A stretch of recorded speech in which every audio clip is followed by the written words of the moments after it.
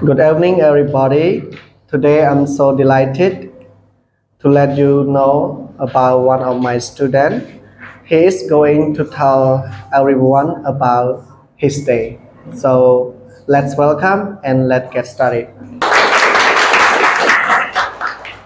How do you do, teacher? And hello, everyone. My name is Mirat Smai. I am 18 years old.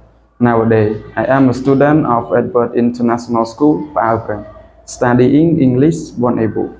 Today, I'm going to tell all of you of a topic called my day.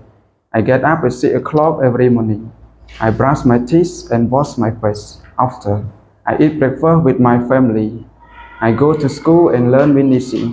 During recess, I play with my friend. After school, I go home and do my homework.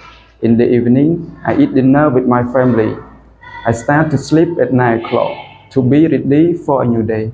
Finally, I would like to say thank you, teacher and everyone, for your listening to my presentation and wish you all the best.